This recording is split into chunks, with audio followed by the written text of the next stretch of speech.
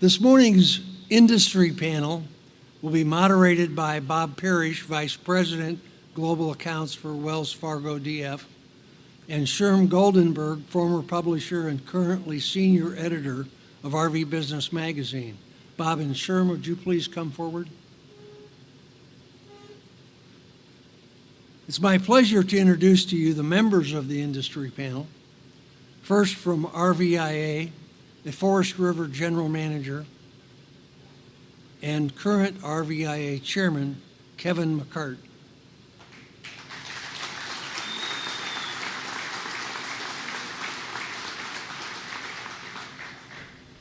From RVDA, owner and manager of the Walnut Ridge Family RV Sales and RVDA Chairman, Nathan Hart.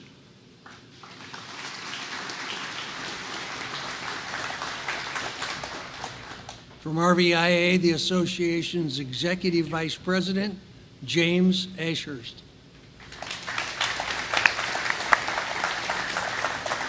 And from RVDA, the association president, Phil Ingrassia. Bob and Sherm, it's all yours.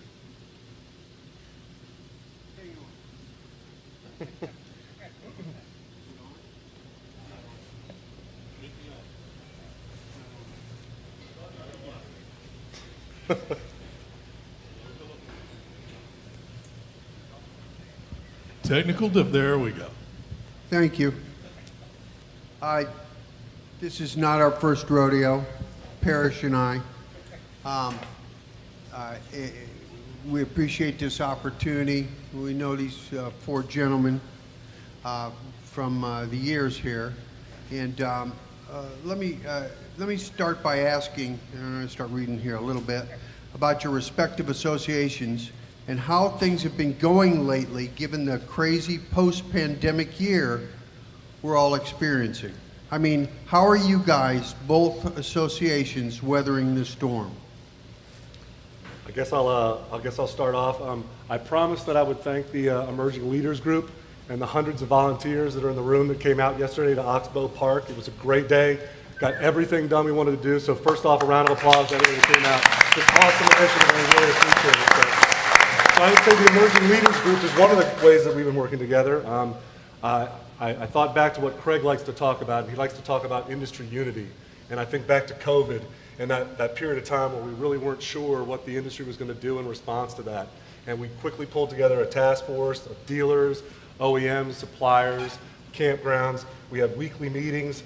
We talked about where the challenges were. We talked about how we could safely work together, how our employees stay safe, how we could remain open and continue to serve our customers. And I think about that, and I think that's just a great testament to how well we've worked together. Obviously, Go RVing for the past 25 plus years is the way the two associations have worked. But in my short time in RV years, being at RVIA, I don't know that the relationship's ever been better or ever been closer. I don't want to build on that. Yeah, I think that what we've seen over the last several years, coming out of COVID, but even before that, are the lines of communication have never been more open between our two boards. Our executive committees and officers meet on a regular basis to talk about the issues. And in the past, the industry had a tendency to kind of try to spin everything to make it seem like everything was, sweetness and light. We all know that there are challenges, and the leaders we have on this stage and the leaders that preceded us have really broken down some of the barriers to communication that existed in the past. And I think it's just been a better relationship, a stronger relationship to make a better industry. Yes, I totally agree. I haven't been on the board or part of this as long as these two have. And I've been told in the past it was a little bit different relationship than it is today. And it's a joy to work with them, with both boards. And it's really a testament to the leadership, the executive leadership of both these associations. RVIA with Craig and James, and RVDA with Phil. They had the vision to say, hey, look, let's work together. Let's make sure that we're doing what's right for OEMs, dealers, and of course the consumer. And if we make decisions that are good for all three, then our industry is going to go in the right direction. Yeah, I mean, to echo everyone or your points here, I mean, where do you find an industry where you have manufacturers, suppliers, aftermarket, lenders, and campgrounds all working together for a common goal? It's right here. We got 1,000 people here today at this power breakfast, and that's pretty remarkable and a testament to our industry unity. We have a lot more in common than we do in terms of differences. So we've always shown over the years that we always do our best when we're working together. Speaking of which, working together, Sure. Go RVing, a co-owned organization, or a marketing program that is owned by the Dealers Association and RVIA.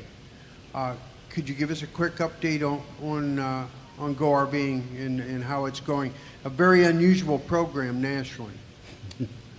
Yeah, I think the program continues to evolve. I mean, obviously, the way people market, the impact of digital nowadays has really changed what was the traditional forms of marketing that you used to see in years past. So the team has really stayed on top of these changes, really gotten very good at focusing on those high-value audiences. We've brought in, and we can talk a little bit later, just over the course of the last 3 years, we've brought in a much younger, much more diverse audience. So, when I talk about optimism for the industry, I think back to the 40 years of growth that we've seen, since 1980 when we shipped 106,000 units to where we find ourselves today. I mean, that's a track record of success. And for more than 25 years of that, Go RVing has been part of that, and it's been a great partnership between the dealers and the OEMs.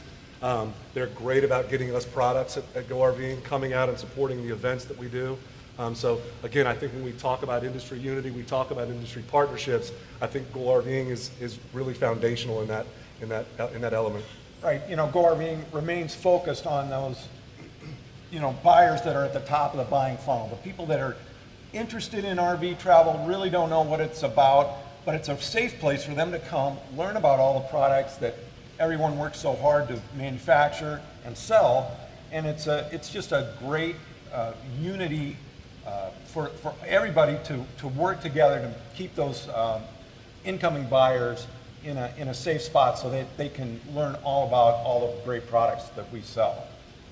And a lot of our dealers and a lot of our members that are in the audience, have really matured in their own marketing efforts and their own advertising. So we want to continue to try to find ways where we can take research and use that to help our member companies, our dealer partners, inform their decision making in the marketing space, and so that all of our efforts are complementing one another and we're all kind of rowing in the same direction. So I think you're going to continue to see more and more of that from Go RVing moving forward.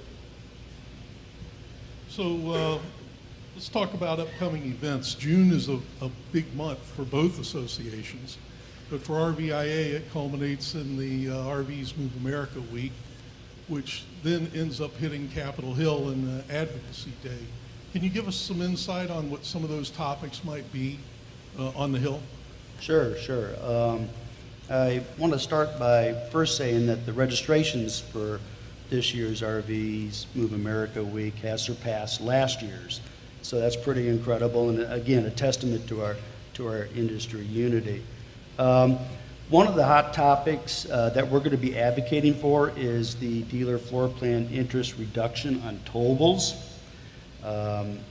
While dealer inventory or interest expenses on motorhomes remain fully deductible, towables are now limited to 30% interest expense based on earnings. This is problematic because 85% of the RVs that are in the market today are non-motorized towables. And this topic is more important than ever right now because of the high interest rates and the slowdown in the economy. So we're going to be asking legislators to support the Travel Trailer and Camper Tax Parity Act. Another topic that we're going to be asking for is the renewal of the GSP program. And we're looking for a 6-year or longer term for that renewal. And GSP, for those that are just first hearing of this, it's the Generalized System of Preferences. And it's a long-running U.S. trade preference program. And under this program, our industry is able to import Luan, which is a necessity in building RVs, duty-free. And this program expired at the end of 2020, and we're going to be advocating for its renewal this coming June. And so, James, I'll turn it over to you to fill in some of the other hot topics Yeah, we got. I'll first mention that our GA team is actually sitting over here, and they'll be around if you want to expand upon any of this, because neither Kevin or I are lobbyists. But obviously, a big win for us a few years ago was the Great American Outdoors Act. There is a piece of sister legislation, I'm going to try to get this right, the American Outdoor Recreation Act, which sort of puts into play the funding and the tools for states to roll out pilot programs to help with the campground modernization. Obviously, we've got great partnerships with KOA and others in the private campground sector, but public lands, national parks, they are absolutely critical for us to continue to grow as an industry, because people have to have places to go, and there's not been any investment in decades in our national parks or federal lands. So that's a really big thing, and our GA team is going to be working with our association partners who are coming into town to really beat that drum. There's a piece of legislation that's been reintroduced in the Senate, and so we're going to be really pushing to get that to move forward and get the House to also take up some work on that and get that moving. So I would say those were the big pushes from our federal policy. But again, if you've got any questions, we've got several members from our GA team here today, and they can talk to it much better than I can. Following up, Phil, Congress Expo has just been growing leaps and bounds. Can you give us, it's again, what, November in Vegas? Right, we're November 6th to the 10th at Paris, Las Vegas. And, you know, the Convention Expo has really grown over the last several years, thanks to a lot of the folks in this room who support that event. And we really do appreciate it. And it's really an opportunity for dealers to learn from dealers and also learn from their vendors, because we really do need to have an event like this where, you know, certainly open house is incredibly important, but there's a lot of other things that go into running a dealership. You know, the financing, the marketing, the computer systems that run the dealerships. So it's a great opportunity to highlight those companies as well at a time where, you know, the business has slowed down a little bit, so it's a good opportunity in November to get everybody together. Yes, and you know, attendance was up 16% last year. There was energy there was excitement for those of you that attended. And it's not just for dealers. I mean, I had some manufacturing reps that were there last year and said they got a lot out of it. And if anybody in the room knows a dealer that maybe doesn't run as profitable or as efficient as they should, encourage them to go. I mean, they're going to come back better prepared, and they're going to make our industry better. This is where you meet the vendors. This is where you meet the DMS providers. This is where you come in contact with the training companies. So it's imperative that we get people to this event, because there's no other event like it in our industry. And it's been a fun for us to be a part of it. I sent a huge crew out there last year, and they all came back energized, and really helps our dealership performance, which in the end game helps with our customer experience and makes their time with us better. I don't think I'm cutting anybody off here. I was going to transition to a question about the market, the 20-ton gorilla in the room, the market itself, and where things are headed.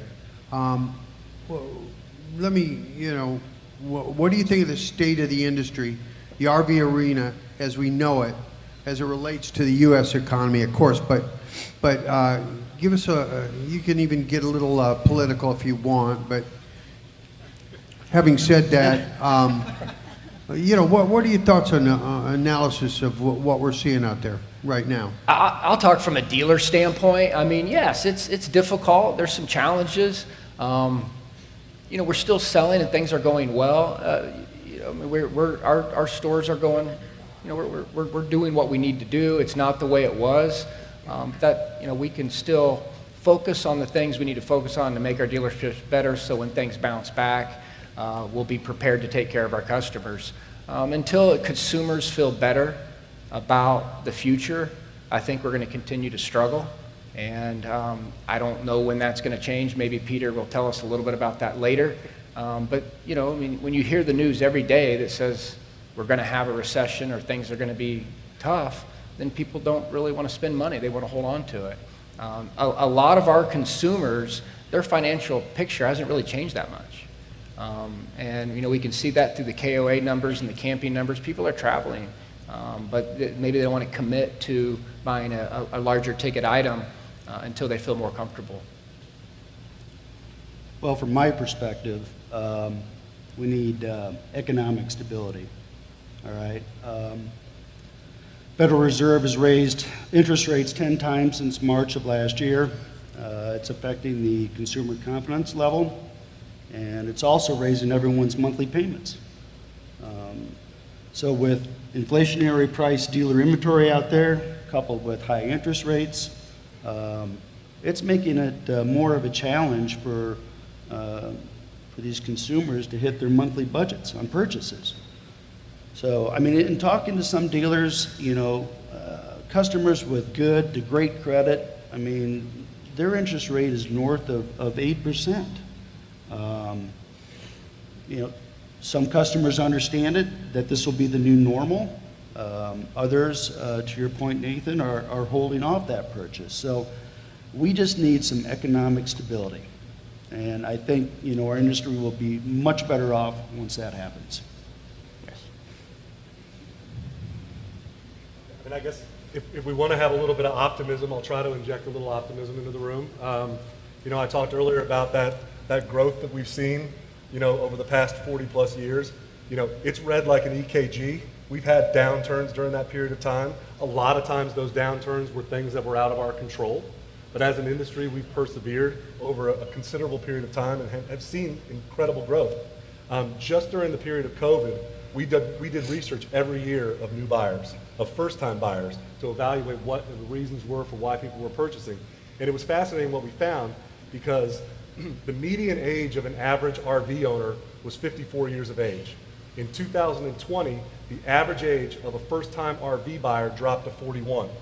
In 2021 and 2022, that number dropped down to 33 for a first-time RV buyer. So we're 20 years lower than what that median age was of an RV owner. So I guess I'll kind of channel my inner Bill Belichick and ask, how are we going to succeed? Do your job, okay? Build a good product, create a great dealer experience, have great aftermarket products, have great campgrounds, okay? If we all do those things and we all do our jobs, there's no reason why we can't have decades more of success moving forward. Are there going to be hiccups along the way? Sure, there have been for 40 years. But the data shows us that the consumer is interested in RVing. The consumer is still camping. Again, going back to what you said before, having some of that stability, maybe not having so much bad news all the time. Again, the people that came in 2022 to purchase first-time RVs, 7 out of 10 have indicated that they plan to buy another RV. Those are very, very positive numbers. So I don't want that to get lost in this room when we're looking at drops from what were historic shipment and retail numbers. Right, we're looking at a higher installed base. We just have to make sure that we're taking care of that customer. And again, when we're working together on the repair event cycle time initiative, which is to get people through the service drive much more quickly, is another example where the industry continues to invest in that, whether it's through RVTI right here in Elkhart, or the things that the RV Learning Center that RVDA controls is working on fixed operations training. Aftermarket is a huge opportunity right now for us to grow revenue across the board in the industry, both from the dealer side and from the other industry partners. Yes, and we can utilize this slower time to, I don't want to say build back better, because we know that didn't work out very well, but, you know, make sure we're creating a better experience for our customer. And you mentioned RVTI, the fixed operations training through the Learning Center. I mean, you know, at our dealerships, we have been training our technicians. And I know I'm going to stumble over some of your questions here later, but, you know, we don't have enough technicians. Millions of RVs have been built over the last couple of years, And we need more RVs, we need more RV technicians. They're not just going to show up at your door, so we've got to create those. We have that through the RVTA and the team that Kurt Himmler has out there. They're doing great. We just wrote an article about it. It was featured in RV Executive today. And if we train our people when we hire them, the retention rate's higher. And if we can do continuing education through the other levels of certification that they offer, then our efficiencies go up. If our efficiencies go up, our customers are getting through the, they're getting through the shop quicker. And if that happens, then our RECT numbers go down. So that's what we got to continue to focus on. How do we make the experience better, like James and Phil were saying? Related to that, BJ's frantically waving over there. Yeah. what's he telling us about the clock? Okay. Yeah, like it's Okay. over. But All right, no, we can be speedy here. You mentioned in that article in RV Executive today that we could use double the amount of service technicians nationally. Is that pretty much? We have 11,000 technicians that are currently at some stage of training in RVTI. There's 786 dealerships that have at least one technician in training. But there's how many RV dealers? 2,600, 2,700? Why isn't that number 1,500? We need to be encouraging dealerships to have training programs, to develop their own technicians so we can satisfy this need. So did you see BJ over there? Is he doing okay? BJ, we have time, Greg? One more time? One more question? All right, so you guys can't slip off the stage without talking about model year and the changeover process. It's partly driven by a large number of 2022 models out there in inventory. And some are asking, is there a better way? Or is this just an aberration due to a viral environment? That's an excellent question for Kevin McArt. Thanks, James. You're welcome, Chair. Okay, so back in 2020, the RV Industry Association Board of Directors approved the voluntary recommended best practice for RV model year change. And what that entailed was for manufacturers making that annual model year change to coincide with the significant product design changes between the time periods of July 1st and August 31st. What this best practice did, it eliminated the half model year product that was out there in the field. It eliminated confusion amongst the consumers and the dealers and the lenders. So from my perspective, I feel that the recommendation is appropriate and in the best interest of our industry. I know that earlier this year we had a task force of OEMs and suppliers meet and reconfirm this year's 2024 best practice recommendation. And this task force will meet again prior to the open house or just slightly after to talk about next year's 2025 model year change. But as it stands right now, I don't think there needs to be any changes. I think it's what we're going through is, a little bit of a hiccup, a little bump in the road. I mean, like we either got the gas or our foot on the gas pedal or we got it on the brake.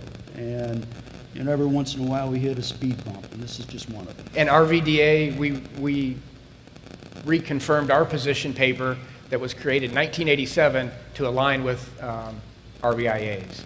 So the dealers support, we'll never get a consensus on what the date should be, but there is consensus that it needs to be something that we can depend on every year, consistent. Gentlemen, thank you Thank you. very much. you, We everybody. appreciate the heck out of it, seriously.